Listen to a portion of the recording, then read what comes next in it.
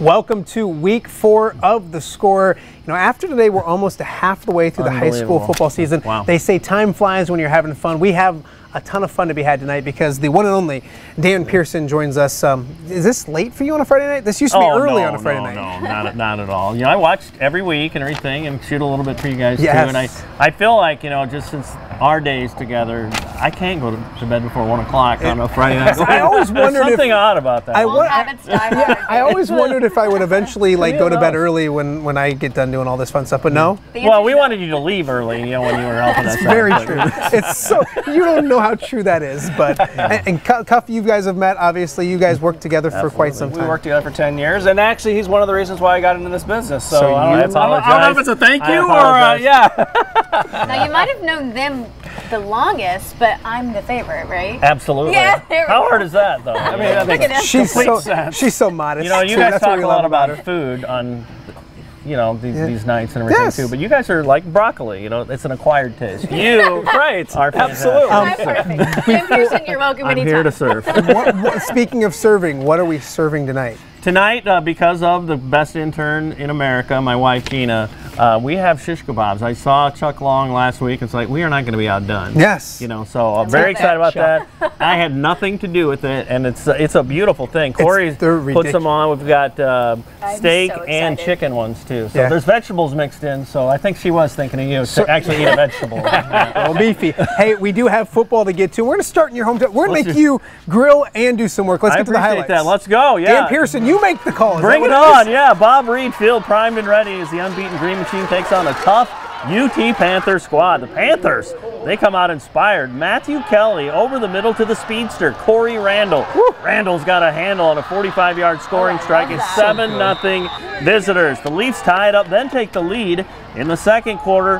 That's Jaron, don't call me Jerron Neal, up the gut. He muscles up for a 15-yard TD run, 14-7. Geneseo adds on. A.J. Weller, what a great senior year he's having. Weller rips off a 34-yard touchdown run. The Leafs lead 21-7. I happen to know he has cheesy eggs every Friday morning at FCA. Now, amazing execution for UT. Kelly sells the run beautifully. Look at that. He flips it to Randall, who's got room to run, 65 yards. It's just 21-14, but Geneseo responds in a big way the rest of the way. In Green Machine fashion, 40 seconds left in the half. Weller reaches pay dirt for the third time, and this one adds up to a 55-21 Maple Leaf win. They're 4-0, 2-0 in the Big Six. Great win for them. Absolutely, and we're joined now by the head coach of the Geneseo Maple Leafs, a good friend of ours, Larry Johnson. Coach, thanks for staying up with us a little late and talking about another Geneseo victory. I know every one of these are special. Talk about tonight, and the guys getting a lot of attention this week, and they responded with that with a great game tonight. Well, we have a lot of respect for East Moline, that's for sure. I think Nick Welch does a great job, and we went into this game knowing what they could do, and we knew we had to score points because they were really explosive, and we did it tonight. Kudos to our kids, and I think they did a great job tonight responding to some difficult situations and came out with a win. Coach, you get a lot of play with some really good skill guys. Obviously, AJ gets a lot of play too. But that front line seems like it's really developing. They're beefy. They all kind of look the same way. They've done the work, it looks like, and just week by week getting better, it seems like. Yeah, I think that if you go through the first 4 games of our season, if you look at the line of scrimmage play, I think we've done a good job of controlling it both offensively and defensively. And as we know here, at least for Geneseo, that's our recipe for success. And if we don't have that, then we're in trouble. And so our guys up front, both offensively and defensively, I think have played pretty well. You know, tonight we faced a really talented team that got behind us on the back end, but our line of scrimmage play has been really good, I think. Coach, I know you're there by yourself at the field. Have you ever been there? One, have you ever been there this late at the field? And 2, have you already started breaking down game film for next week? Well, it's all loaded up right now, and so when I get done here, I'll probably go home and I'll have a piece of pizza and I'll start on it. So I got a busy weekend, man. Hey, Coach, real quick before we let you go, I know this guy that's joining us tonight, Dan Pearson, is a Geneseo native and important to that community. Can you talk about what we know what he means to us in our lives and all that kind of stuff, but he's done a lot for the Geneseo community. It's his birthday, too, so we got to be really nice to him. Right. Well, it's not hard to be nice to him. He's a great person, and if you just go throughout his career here, and whether it was working down in the cities with the TV stations or here at FCA and stuff like that, he's had a humongous impact on a lot of people, and the kids come rolling through here, and he and Gina serve others. That's what their motto is, and they're great examples of a lot of things, man. And not only do they provide for the kids, but they provide great leadership for adults too. I mean, they're just beacons of good people, man. I mean, they're just really good people, and our community's better because of the Pearsons, that's for sure. That is well said. Andy gave Gina a little love too. Appreciate that, Coach. We love your family too. It's in generation after generation, so we're grateful. Coach, go home, go to bed. We appreciate you. Yep. All right, let's get back to the action, and we'll go to a big one down in Moline, or I should say in Quincy. Moline taking on Moline, and this one a good one throughout.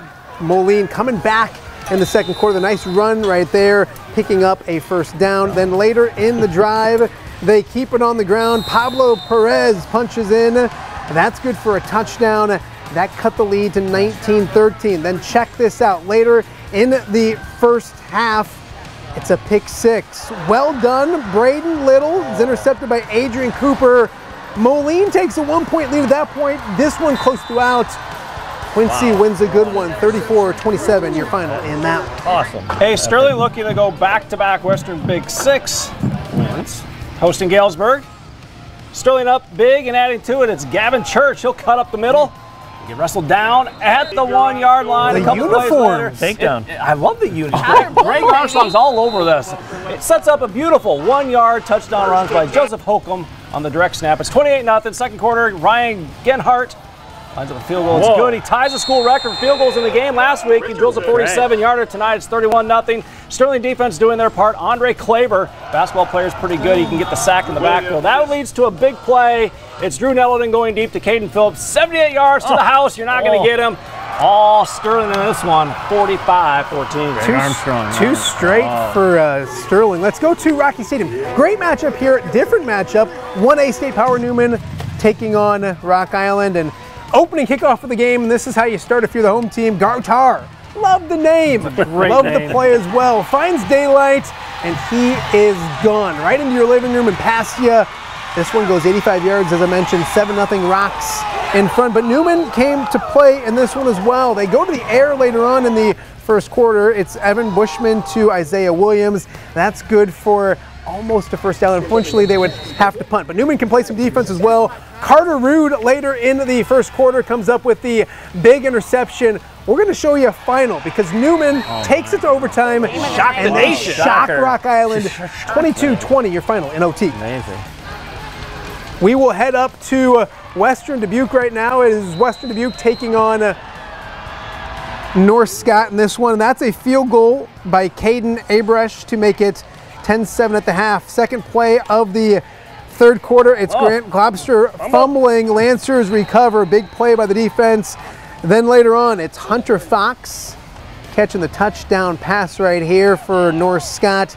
That gave the Lancers a big 14-10 lead. That one from Kyler Girardi. We will show you a final as another interception comes your way. Great defense from North Scott.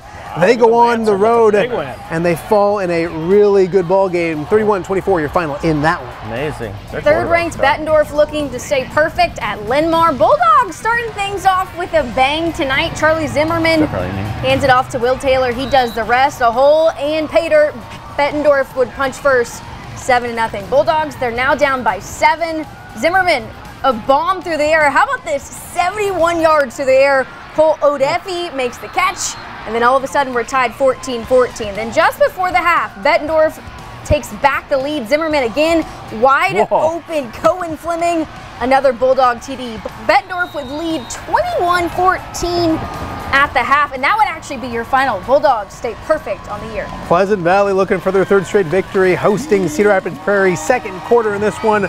PB up 14-3, playing a little defense. Josh Hansen and Harrison Fierce meet at the quarterback for the sack. It was 14-13. Sparty looking good. Then it's Air Spartans. They go to the air late second quarter. Coy Kipper airing it out to Isaac Harvey for 30 yards and a first down, but that drive would stall It was 14-3 at the half. We'll show you a final from Spartan Stadium. PV wins a good one. They're now 3-1, 28-23. Your final on that one. Awesome. Let's head back up to the Dubuque area. Assumption battling Wahlert. Our first play, Dominic DeApril. Look at him shed a few tackles down the sideline. Will he stay in bounds? Of course he will. 70 yards for the touchdown. He is pumped. That looks like the Rock Bowl. Is that the Rock Bowl? It is the Rock Bowl. Yeah. Thank you. I've been there. Thank you. Yeah, I miss covering Iowa games. You know, I'm all Illinois now. Later in the first, Golden Eagles fumble. Assumption right there. The cover. Squeeze it next. Wahlert. Possession. Michael Borman. Oh boy. He is getting through the line. Gets to the second level, and he's waving goodbye. 60 yards. Wahlert is in the red zone. Gage Miller, though, later on with the TD run. The extra point was no good. Gage Miller takes the handoff, and he's going to make it in there. Let's check the score on that one. It's Assumption pulling away to a 30-6 win. Let's head to Brady Street Stadium. Central and West hooking up. It's the battle for Brian's stocking, guys. The fighting stockpiles. Second snap of the game, it's the handoff to Jordan Tate. He finds a lane. Guess what? He says, I'll see y'all in the end zone. It's a 70-yard house call. West starts homecoming off on the right foot, 7-0. Your vid is so good, everybody. Falcons up 9-0 now, but the Blue Devils would get the ball back. It's Julius Martin. He finds Davion Williams. What a catch from him. A big-time first down for the Blue Devils. They can't get a TD, but they get some points on the board. Kenneth Faust sends up the 32-yarder. It's up and good. Central on the board, but they trail 9-3. Then just before the half, Falcons 4th and 1 on the one. Tate again bulldozes his way. That makes it 15-3 at the half. Let's check out a final at Brady Street Stadium. It's the Falcons winning the Brian Stocking battle. Hey, another good rivalry up in Dewitt as the same welcoming Clinton to town.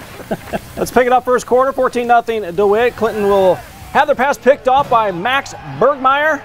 That'll go the other way, 60-yard reverse skate, 21-0 Sabres. See ya. Later in the quarter.